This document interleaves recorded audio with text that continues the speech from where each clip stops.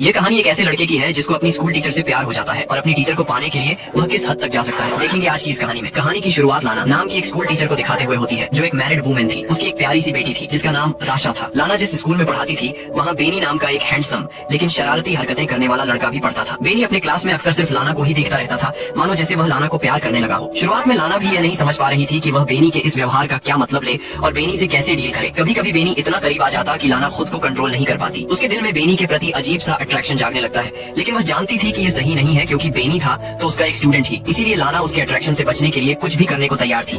वह जितना संभव हो उतना बेनी से दूर रहने की कोशिश करती थी। एक दिन लाना सुबह क्लास में पहुंचती है और अपने सभी स्टूडेंट्स को पेपर बांटती है। उन्हें इंस्ट्रक्शन देने के बाद पेपर लिखने के लिए कहती है। इसी दौरान वह नोटिस करती है कि बेनी कुछ भी नहीं लिख रहा और लगातार उसकी ओर देख रहा है। लाना अपनी नजर दूसरी ओर मोड़कर उसको इग्नोर करने की कोशिश करती है। क्लास खत्म होने के बाद लाना अपनी बेटी को स्कूल से लेने जाती है। राशा उससे कहती है कि स्कूल बहुत बोरिंग था। लाना हंसती है और कार में बैठती है। तभी उसकी नजर पड़ती है कि कोई व्यक्ति अपने डॉग को टहला रहा था। वह व्यक्ति कोई और नहीं बल्कि बेनी ही होता है। लाना थोड़ी देर उसको देखती है और फिर कार ड्राइव कर स्कूल से घर चली जाती है। अगले दिन लाना की एक स्टूडेंट जर्नी क्लास में प्रेजेंटेशन देती है। इसी दौरान लाना देखती है कि दो लड़कियां फोन पर मूवी देखकर हंस रही हैं। वह उन्हें वार्न करती है कि अपना फोन बैग में रख दे, पर जब वे दोनों नहीं मानती तो लाना उनका फोन ले लेती है और कहती है कि वह क्लास के बाद उन्हें वापस लौटाएगी। इस पर वेलेरी नाम की लड़की लाना को फोन देते हुए उसे गंदी चुड़ैल कहती है, जिसे सुनकर क्लास के बाकी स्टूडेंट हंसने लगते हैं। लाना उस लड़की को चेतावनी देती है कि वह इसकी शिकायत स्कूल अथॉरिटी से करेगी। इसके बाद ब्रेक टाइम में जब लाना चाय पी रही थी कि तभी उसकी नजर बेनी पर पड़ी देखती है जो वेलेरी को परेशान कर रहा था। बेनी उसके बैग से सारा सामान निकल कर फेंक देता है।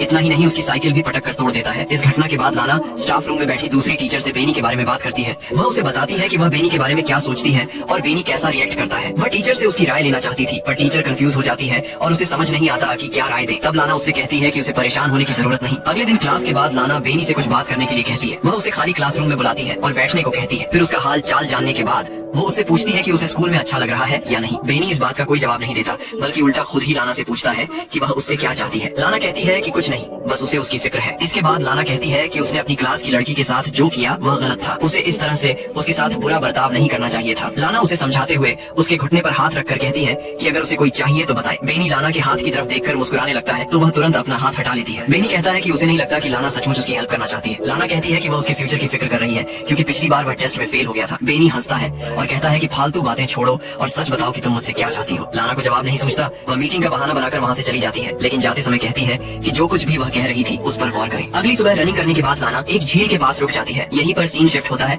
और क्लास के बाद लाना देखती है कि बेनी का बैग जमीन पर पड़ा था। वह आसपास देखती है कि कोई देख तो नहीं रहा। फिर बैग से उसका स्वेटर निकालकर सूंघती है और वापस रख देती है। तभी अचानक दरवाजा खुलने की आवाज सुनकर वह जल्दी से वॉशरूम में चली जाती है और झुककर नल से पानी पीने लगती है। इसके बाद जैसे ही वह उठती है अपने सामने बेनी को देखकर नर्वस हो जाती है। तभी बेनी अचानक लाना के को पकड़ने लगता है, लेकिन लाना उसका हाथ हटा देती है। बेनी फिर मुस्कुराते हुए लाना के को दोबारा टच करता है और आगे बढ़कर उसकी गर्दन पर किस करता है। लाना उसके बाहों में खो जाती है और उसे ये सब करने देती है, लेकिन बेनी जब उसके होंठ पर किस करने ही वाला होता है कि वह तुरंत होश में आकर उसे रोक देती है और कहती है कि उन दोनों के बीच दोबारा यह सब नहीं होना चाहिए और उसे धमकी देती है कि वह इसके लिए उसे स्कूल से निकलवा भी सकती है। वह बेनी से कहती है कि वह आग से खेल रहा है और वहाँ से जाने के लिए मुड़ती है, पर तभी बेनी चिल्लाकर कहता है कि वह यह सब करना चाहती है। लाना कहती है कि वह अपनी किसी भी स्टूडेंट से प्यार नहीं कर सकती। अगले दिन स्कूल हॉल में बेनी लाना से कहता है कि वह क्लास के बाद उससे मिलना चाहता है। लाना मिलने से इनकार कर देती है। स्टेज की तरफ जाते हुए वह कहती है कि जो कुछ हुआ इसके लिए वह शर्मिंदा है और बेनी से कहती है कि वह उसका ख्याल अपने दिल से निकाल दे। ये कहकर वह पार्किंग लॉट में जाती है और देखती है कि कार का साइड मिरर टूटा हुआ है और स्क्रैच लगे हैं। फिर वह कार में बैठकर बेटी को लेने उसके स्कूल चली जाती है। इसके बाद सीन शिफ्ट होता है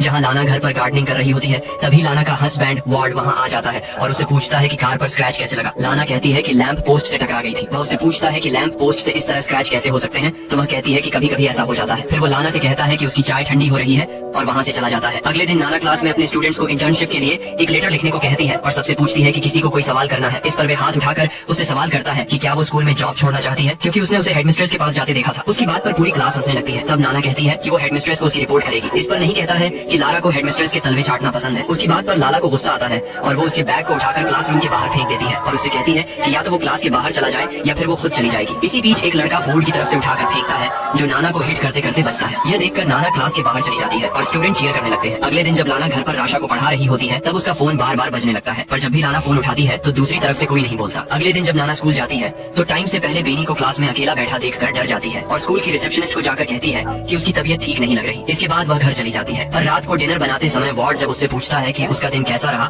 तो वह झूठ बोल देती है कि वह सारा दिन स्कूल में पढ़ाती रही और अपने स्टूडेंट के एग्जाम पेपर्स भी चेक करती रही। अगले दिन राशा को स्कूल में छोड़ने के बाद वह काम पर नहीं जाती और एक नदी के किनारे रुककर एप्पल खाने लगती है और सोचती है कि बेनी का व्यवहार कितना खतरनाक हो सकता है। उसे याद आता है कि पिछली बार क्लासरूम में उसका सामना कैसे हुआ था। इसके बाद फिर वह म्यूजियम में चली जाती है और थोड़ी देर तक पेंटिंग देखती रहती है। अचानक उसकी नजर बेनी पर पड़ती है। उसे वहाँ देखकर वह घबरा जाती है और जल्दी जल्दी वहाँ से निकलने की कोशिश करती है, पर बेनी उसका पीछा करते हुए लिफ्ट में आ जाता है। बेनी लाना से कहता है कि वह उसे मिस कर रहा था, इसलिए स्कूल जाना चाहता था। फिर वह उसकी को छूने के लिए आगे बढ़ता है। लाना भी आउट ऑफ कंट्रोल होकर उसे 2 बार किस करने की कोशिश करती है, पर इस बार बेनी उसे रोक देता है और अपनी उंगलियों को उसकी बॉडी पर फिराने लगता है। उस रात लाना को बार बार बुरे सपने आते हैं कि उसकी फैमिली उससे दूर हो गई है और वह घबरा कर जाग जाती है। अगले दिन वह चुपके से स्कूल के एडमिनिस्ट्रेटर के ऑफिस में चली जाती है और वहाँ से एग्जाम पेपर चुरा कर लाती है। और जब सारे स्टूडेंट लंच करने के लिए कैफेटेरिया में चले जाते हैं तो बेनी को फंसाने के लिए वो पेपर्स उसके कोट में रख देती है। अगले दिन लाना ब्रेक रूम में बैठी दूसरी टीचर से बात करते हुए देखती है कि कुछ सिक्योरिटी वाले बेनी को पकड़कर कहीं ले जा रहे थे। अब एग्जाम पेपर चुराने के इल्जाम में बेनी को स्कूल से निकाल दिया जाता है। उसके जाने के बाद लाना उसे मिस करने लगती है और उसके साथ बिताए हुए पलों को याद करती है। एक दिन लाना और राशा एक बुक स्टोर में जाते हैं। राशा को अपने फ्रेंड को गिफ्ट करने के लिए बुक खरीदना था, पर वहाँ जाकर राशा कपड़े से बना हुआ एक जानवर लेने की जिद करने लगती है, लेकिन लाना उसे मना कर देती है। थोड़ी देर में राशा कहीं गायब हो जाती है तो लाना उसे ढूंढने लगती है और 45 मिनट तक ढूंढने के बाद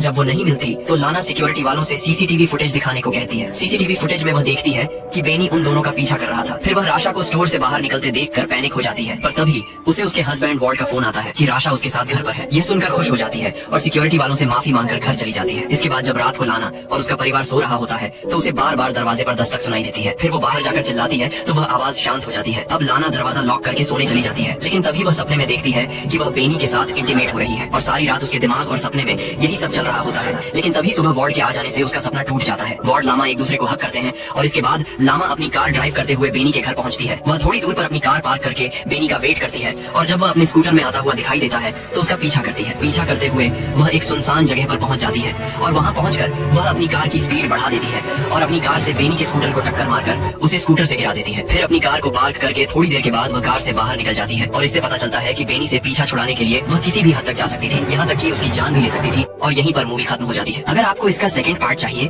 तो वीडियो को लाइक और चैनल को सब्सक्राइब करके कमेंट में लिख दो पार्ट 2। अगर पार्ट 2 के लिए 100 कमेंट आ जाते हैं तो इसका सेकंड वीडियो भी अपलोड हो जाएगा।